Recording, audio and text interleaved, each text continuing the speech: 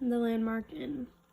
The air was crisp and tasteful in Ohio. There was not a cloud in the sky in Marblehead, and the Kabaski family was getting ready for their 7-day vacation in Marquette, Michigan. Scarlett Rose and her younger brother Johnny are excitedly packing for their trip and trying to decide what toys to take with them. "You can't pack your entire room, Johnny," Scarlett said with a smile on her face. "I don't even know where Michigan is, so how am I supposed to know what I'll need?" as he is trying to pack his ice skates in his tiny backpack.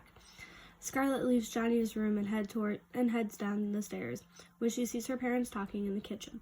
"Hey, Mom, when are we leaving? Also, what should I pack? Can I bring my adventure collage?" The adventure collage is a scrapbook of all the places that Scarlett Rose has been to, along with writing a short story about each individual place and finding a small token as a memoir.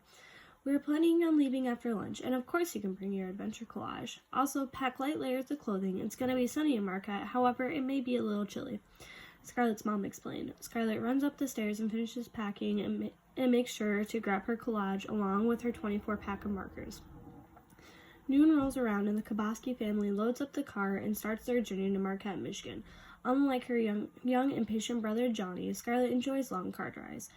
As Scarlett is sitting in the back seat with her headphones in, listening to today's top hits on her phone, she stares out the window and enjoys the scenery that is passing by her. Scarlett starts to look through her adventure collage and starts to reminisce about past adventures in the woods, at the lake, and the old farmhouse. Scarlett flips through to an empty page and starts to write the title of her new adventure, but she didn't know exactly where she was going, so she had to ask her mom.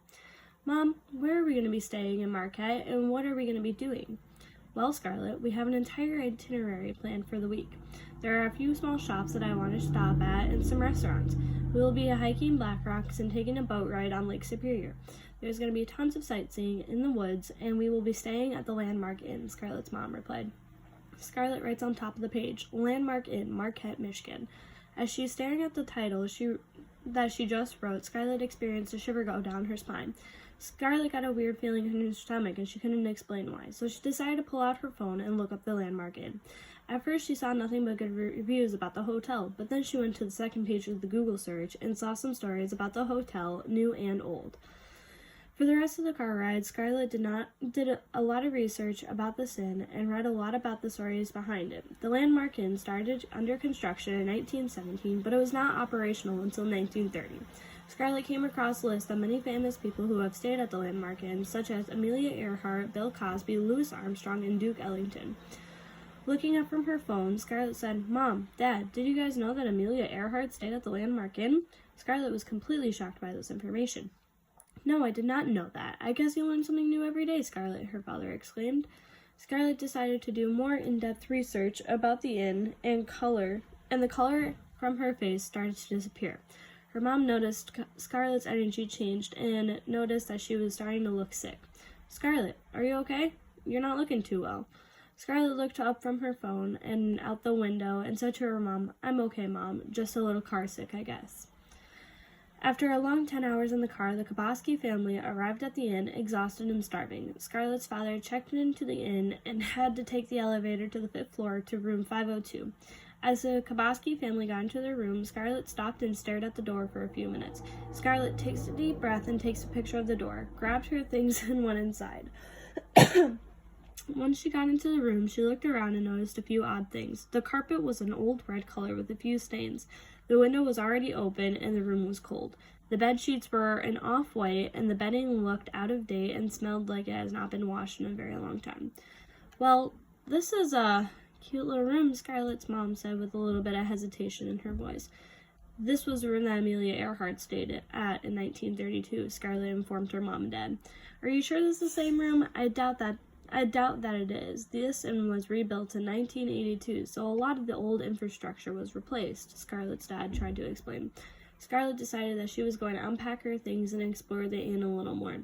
Grabbing her adventure book and her phone, Scarlett rushed down the hall to see what she could find. The hotel seemed a little dim compared to other hotels Scarlett and her family have stayed at in the past. The chandeliers dangling from the ceiling looked so perfect, but Scarlett noticed that there was at least 3 light bulbs that were out. Scarlett sits on the floor and turns to the page that says Landmark Inn, Marquette, Michigan, and starts to scribble some notes down. For this inn being 90 years old, a person sure can tell. Even though most of this building has been rebuilt, a lot of these original structures still remain. The carpet is an ugly red, the chandelier is missing a few light bulbs, and there's a smell that I cannot describe. My room that I'm staying at is the same room that Amelia Earhart stayed in, and it looks like no one has been in that room since. Of course, that can't be true since Amelia Earhart stayed here in 1932. As Scarlett is writing, she hears a woman crying. Unsure of what to do, Scarlett gathers her things and decides to head back to her room. As Scarlett is walking down the hall, she sees a single purple flower on the floor. She stares at it for a minute before deciding to pick it up. She picked up the tiny purple flower with hesitation. She was able to identify the flower as a lilac. When Scarlett was in the car reading about the Landmark Inn, there was a story about a woman who stayed at the inn in a room called the Lilac Room. A local librarian was staying at the Landmark Inn decades ago, and she met the love of her life there, who was a fisherman. The fisherman's boat docked at Lake Superior once a week, and he and his men stayed at the Landmark Inn once a week. When the fisherman met this librarian, he instantly fell in love with her and told her that when he gets back from his next trip, he was going to marry her. Every week, when the fisherman left, the librarian would go to the Lilac Room and watch him sail away. One night, as the woman was watching the love of her life set sail, she witnessed a roaring wave hitting his ship. As she watched the ship plummet to the ground, a weeping cry left her mouth. She ran out of the room as fast as she could and went to the dock, falling to her knees, praying to see the love of her life again. The woman returned to the Lilac Room and wept every day while looking out the window, searching for her love until she died from a broken heart. Scarlett picks up the flower and presses it in between the pages of her adventure book. She starts to head back to her room. Once she is down the hall from her room, she starts to hear the woman cry again. Scarlett looks around, stops in her tracks, ignores the cries, and goes into her room. When Scarlett gets inside, she asks her parents, "Did you guys hear that woman crying down the hall?" "There's a woman crying? Is she okay?" Scarlett's father asked. "I'm not sure. I didn't go check," Scarlett said. "Stay here. I'll go see what's going on." Scarlett's father said as he left the room in search for the crying woman. Scarlett gets into bed and opens up her adventure to collage to the page with the flower. She removes the flower from the book and stares at it. "Well, isn't that a beautiful flower, Scarlett? Where did you get it?" Scarlett's mom said as she sat next to Scarlett. "It isn't mine. I found it in the hall. It belongs to the lady," Scarlett said to her mom. "What lady?" Scarlett's mom said with confusion. Scarlett tried to tell her mom about the story of the weeping lady in the Lilac Room from decades ago, but her mom would not believe her. Scarlett tried to look up the story on her phone, but the website said that she was on before said that it was no longer available. Scarlett's father returned and said, "I don't know what you were hearing, Scarlett, but there's no one crying on this floor." Scarlett shrugs her shoulders and proceeds to write in the collage. "I found this flower in the hallway after a woman crying. The flower reminded me of a story that I read online, but when I tried to tell Mom, it seemed that she didn't believe me. When I tried to show her the article I read, it said that the website was no longer available. Maybe it was just a coincidence, but it's hard to believe that it was just that."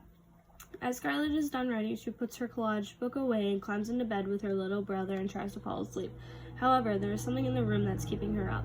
In a blink of an eye, Scarlett is up again due to a noise, but this time it's a little boy. She saw his shadow move from the window and go into the bathroom. Scarlett looks over to her parents to see if they're still awake, but they're sound asleep. Scarlett very carefully gets out of bed and goes to the bathroom to see this mysterious ghost figure. When she gets to the bathroom, she sees nothing, so she thought that she was just dreaming and decided to go back to bed. However, when she left the bathroom and looked at the bed, she saw the blankets floating over her brother's body and then very quickly dropped.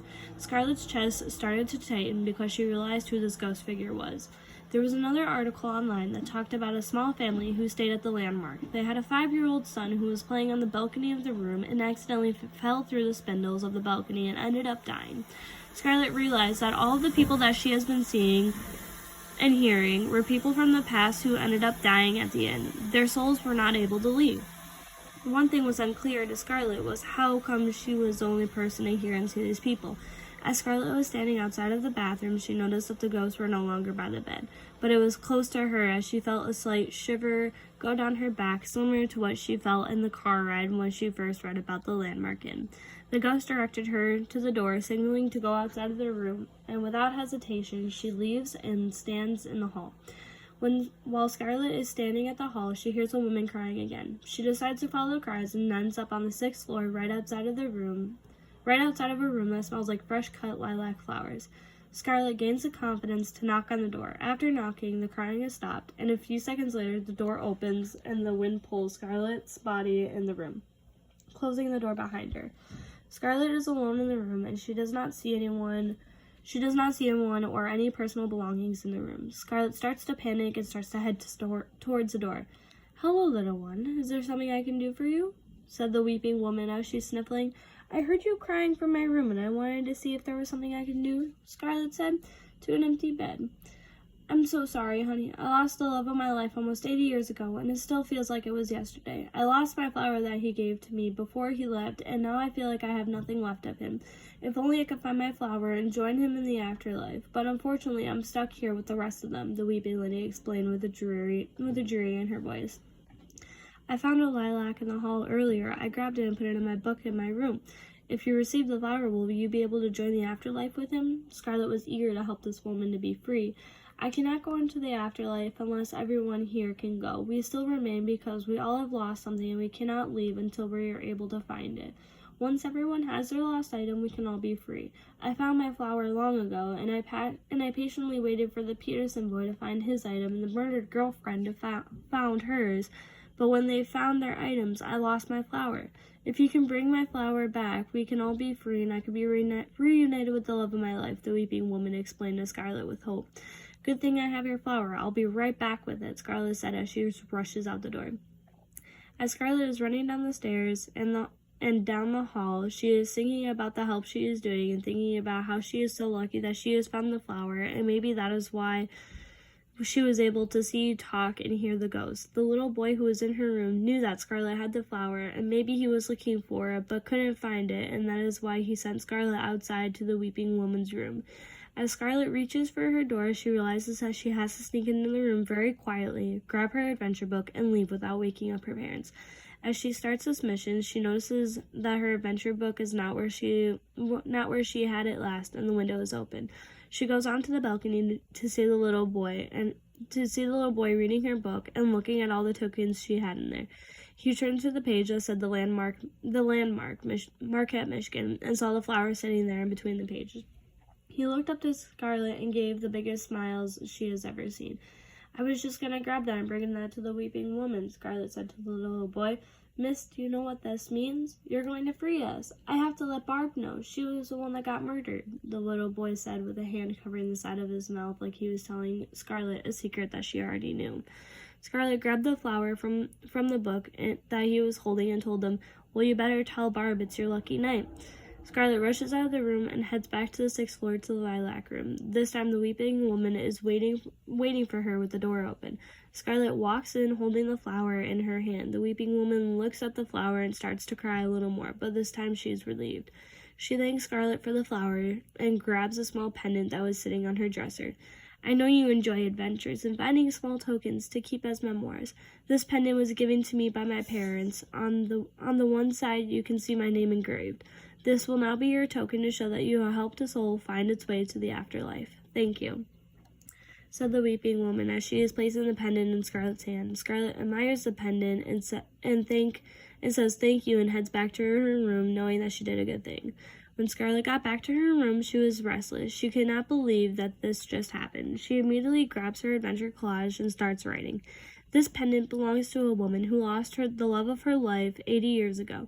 She and a few other souls were trapped here and were unable to leave. I was able to help this weeping woman find her lost lilac flower that her love gave her, and I was able to set them all free.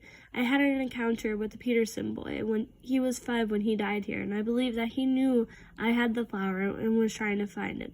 When I told him I was going to return the flower, he was so happy he said that he had to go find Barb, another lost soul that belonged to this inn.